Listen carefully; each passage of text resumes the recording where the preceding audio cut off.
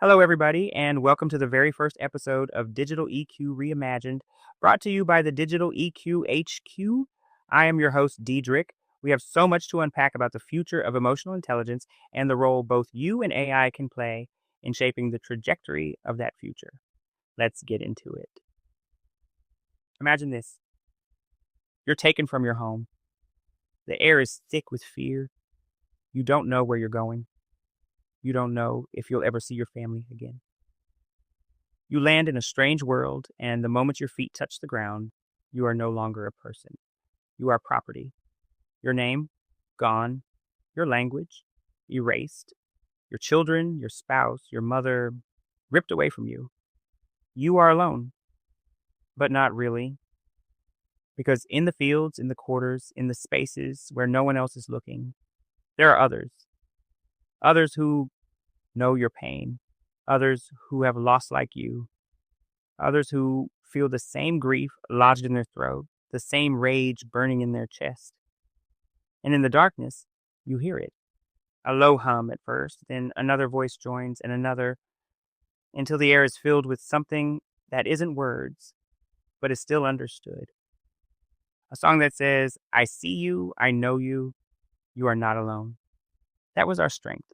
Not silence, not isolation, but each other. So why is it, after all these years, we have forgotten? Why is it that in 2025, with all our technology, all our access, we are more alone than ever? Why do we suffer in silence when our ancestors knew, when they felt, that survival was in community? As we continue this journey, keep community top of mind. But before we go forward, we need to go backward. Because to understand where we are, we have to understand where we came from. To understand why so many of us are breaking, we have to look at how we were built, the lessons and experiences that shaped our emotional intelligence. Today, I want to tell you a story. It's about a young man, bright, curious, deeply empathetic, the kind of person who could light up a room with just a smile.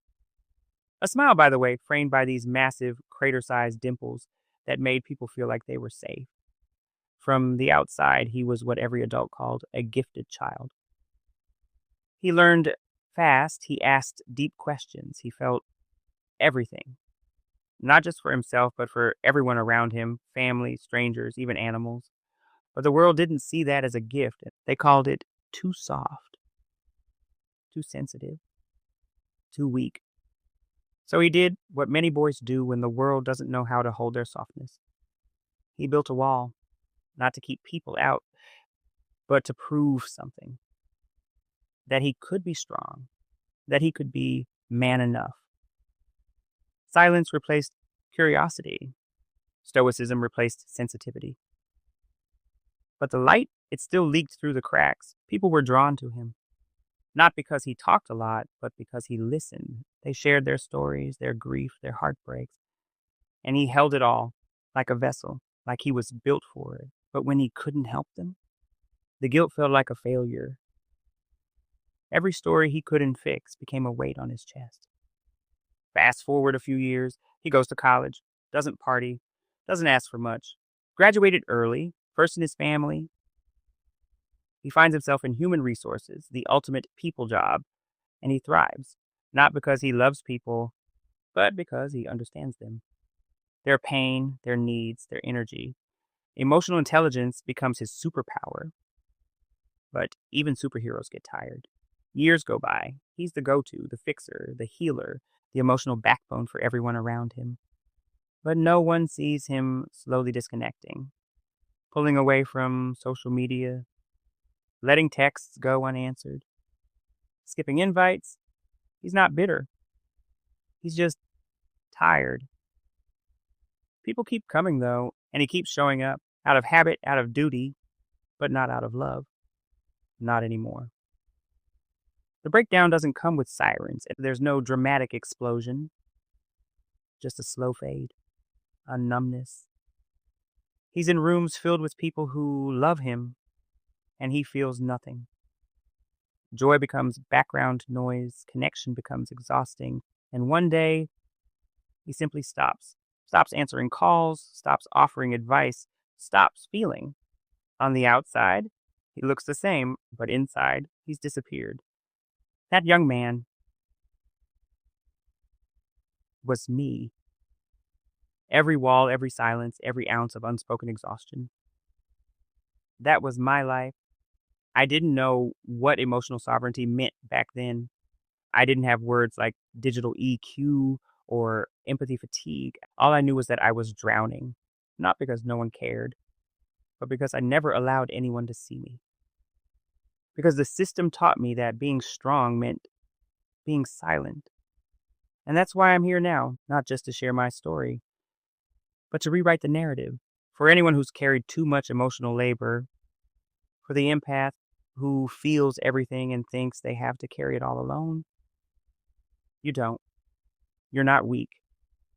You're not broken. You are human.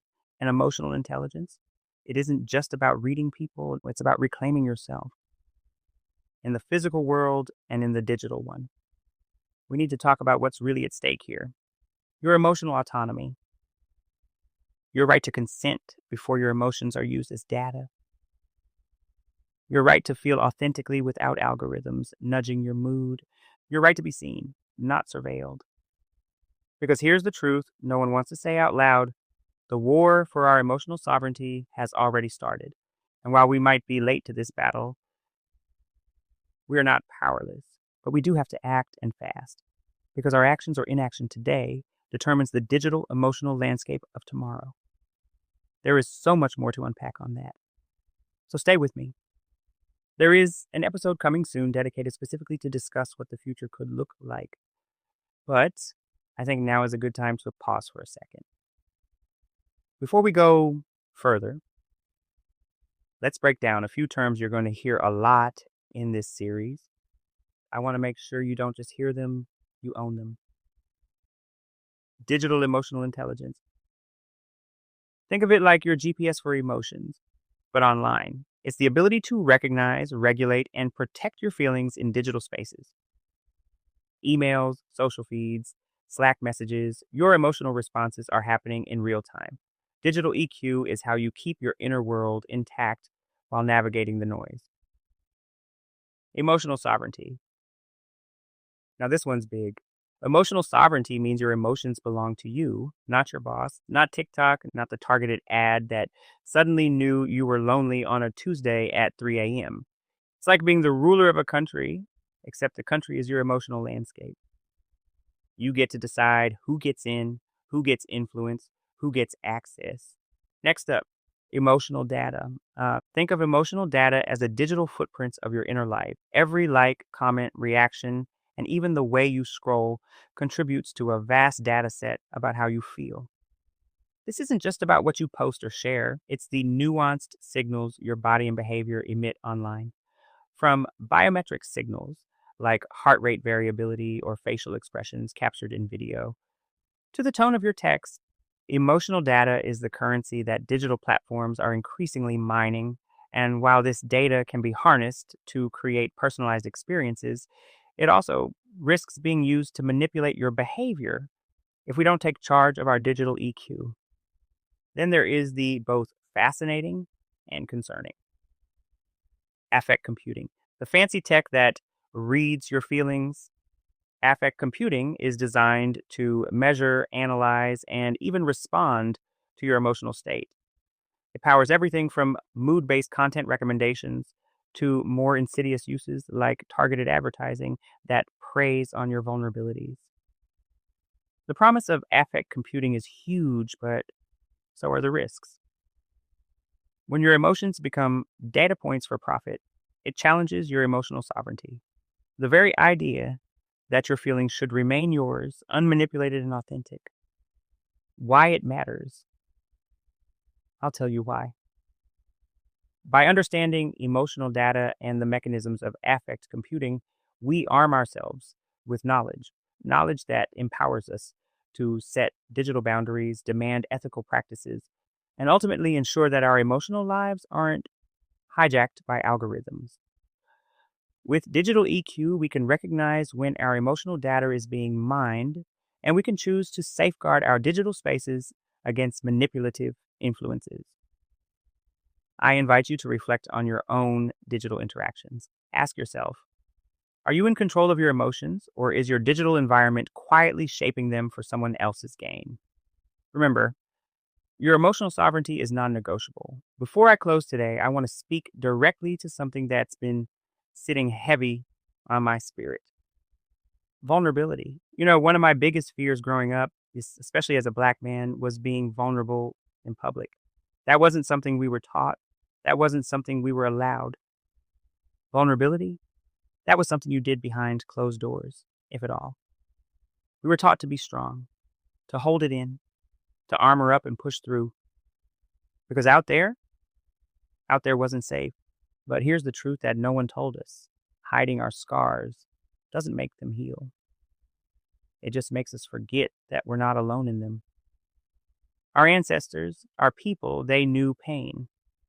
They lived through unspeakable trauma. But do you know what helped them survive? I'll give you a hint. I told y'all to keep it top of mind at the beginning of the episode. Community. The person next to them was going through the same heartbreak, the same devastation. And in the quarters, in the fields, in the hush of stolen nights, they found each other. They sang, they hummed, they wept and held space, even when the world refused to. That connection, that was survival. And today, even in this digital world, I believe that still holds true. We survive when we stop pretending we're fine and start showing up with our truth. So if you're listening to this and you've ever felt like you had to hide what you feel to be strong, hear me when I say strength isn't silence. Strength is being honest about your pain and still daring to show up. That's why this podcast exists. Not just to name the systems, but to hold space for the soul behind the screen. And with that, I want to share something from deep within my own journey. Something deeply personal. A moment that changed the way I think about emotional sovereignty, not just online, but in real life. It started as a journal entry, a prompt that made me pause long enough to feel the weight I'd been carrying. That entry became this poem. It's called The Flower in the Rock. And I offer it to you not as a performance, but as a gift from my heart to yours. The Flower in the Rock. In the rich tapestry of my culture, there exists an unspoken truth, a role as old as our stories, as vital as our roots. The rock, they call it, a pillar in every family tree, a soul with boundless empathy, strong as the sea. I was that rock, standing tall and proud, absorbing the pain of others, never allowed to show my cracks, my own need for care, for I was the one always expected to be there. Like Maya Angelou's caged bird, I sang of freedom for others, while my own heart rang with unspoken sorrows, unshared fears, a silent struggle through the years. My empathy, a double-edged sword, cut deep into my core. Every word of trouble and strife I heard and held until my own flower of self was felled. Time passed, and the weight grew heavy. My rock facade, once solid, now unsteady. The negativity I'd absorbed through time had eroded my strength, my inner climb. I'm fine, I'd say, a practiced lie, while inside my flower began to die. The emotional intelligence I once possessed faded like shadows, leaving me stressed.